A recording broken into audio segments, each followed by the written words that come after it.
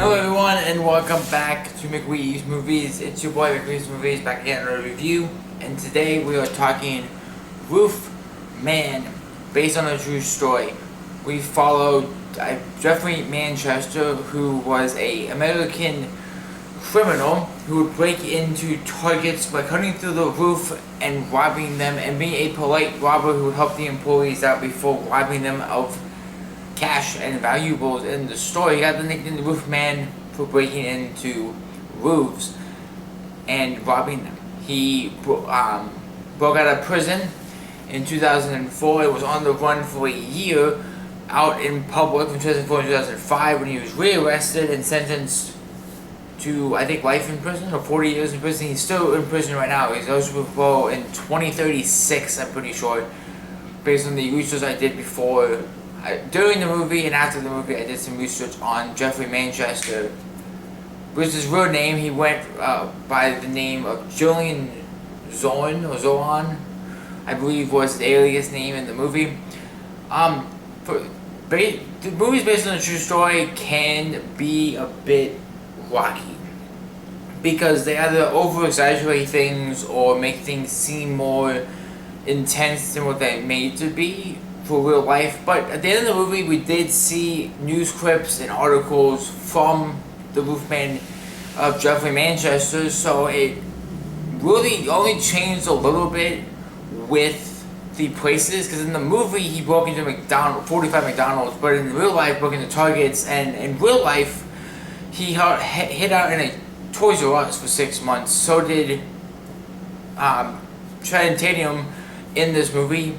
He played Jeffrey Manchester, who robbed 45 McDonald's and hid in a Toys R Us for 6 months after he did it, after he escaped from prison.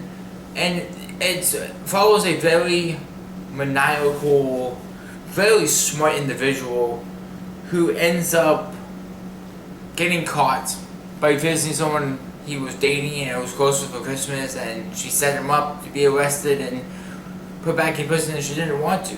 So it was a very emotional end to the movie. It definitely made me very teary-eyed, made me feel for him a lot more than I thought I would. But overall, it was a pretty fun movie. I got a couple laughs with the audience. It was very fun. I definitely enjoyed it. I got a couple chuckles out of it. I love based on true story movies. I feel like this is a great example of one that's book to book from real life into a movie, and it definitely worked pretty well. It worked pretty effectively. I'm definitely happy I sat down and watched it in theaters. I felt like it was a better movie experience at a theater seat than at home.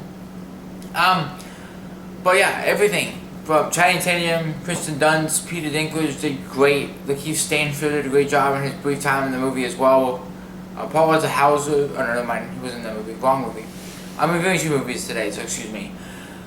But I definitely enjoyed the cast. It was definitely a funny movie. It gave me the nostalgia of being a kid again in the late 2000s, going to Toys R Us, my Christmas money, my birthday money, running through the aisles of Toys R Us and missing the days of that. With Toys R Us not being a thing anymore, we reached a major retail store thanks to Amazon. Thank you, Amazon. But yeah, it was a great performance by everybody, and I'm really glad that they ended up finding clips from real life, the incident in the movie, to solidify and make it more known that, yeah, this is real. This actually happened, and Manny did it. Is behind bars now for longer than what it used to be. I'm trying to think what else I can say about this movie. The cinematography was great. The soundtrack was funny. The music they chose was pretty funny. There's a lot of very funny scenes in this movie. A lot of tension throughout the movie because he's on the run from police, and he's out in the open for some of the time because he leaves the Toys R Us and comes back at night before the store opens again, so no one catches him. And it's a tense feeling of, you always have to watch behind your back. You always have to watch behind your back because not many people escape for that long. Because usually they don't flee the country, and he almost did, but decided against it to see his girlfriend for Christmas for one last time before he was apprehended again. So I do think this movie should be in consideration for an Oscar. They probably won't, because it's probably a movie that many people have seen. I wouldn't be surprised if Channing Tatum gets on the Best Lead Actor category for the Oscars this year, for the 98th Oscars next year. It's an interesting topic to talk about in terms of Oscar movies, because Oscar season is every year. It's January to December. It's January 1st, 31st, and whatever movie comes out that year is eligible. This is just kind of a summer release. There's a lot of competition this year. Obviously, Sinners, Fantastic Four, Superman, Springsteen, Don't Leave Me Nowhere, Talk to Me. There's a lot of movies this year that I think are Oscar eligible, and I will address that later next year when the nominations do drop.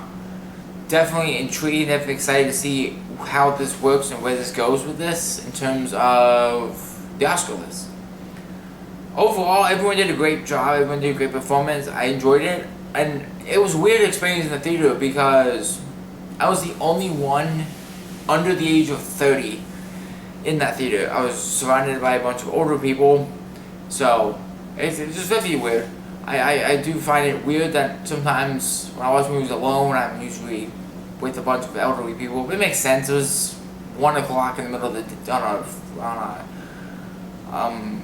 in the middle of the day, so it makes a lot of sense. I would probably give Roofman an 8 out of 10.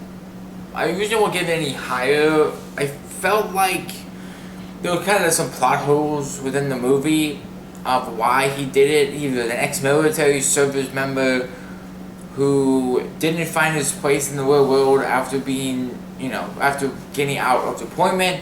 So he turns to life of crime, and that's all he knows. And he got away with it for a long time, and made a good living off of it, and lived off of it for a long time. And it's definitely interesting psychologically why someone with ex-military experience would go from being deployed to robbing targets around in the state. I think it was North Carolina they were in. So it's interesting of the why he did it. I mean, his family. It seemed like in the movie his family was a part of it. He had a young daughter. He had 3 kids with his wife in the movie, just trying to make them happy with the money he was making robbing places, and he was caught by his own devices and his own decision making. So I really need to know the why. Obviously, I can go to North Carolina, interview Jeffrey Manchester, and ask why. I mean, it would be interesting if I were be able to do that. Because Channing Tatum actually got the opportunity to speak to Jeffrey Manchester before the filming of Roofman. I haven't seen the interview yet. I do plan on watching it eventually. But I'm not the biggest Channing Tatum fan. I haven't watched a lot of his movies. Obviously, Magic Mike, I haven't watched. He's in that movie. So, I watched this movie because I heard a lot of good things about it. My friend said it was good. And I was like, fuck it, I'll go watch it. And I walked out of it being like, yeah, this was good. I highly enjoyed it. And I hope you guys do watch Roofman. It's still in theaters right now. You can go to your cinema and watch Roofman.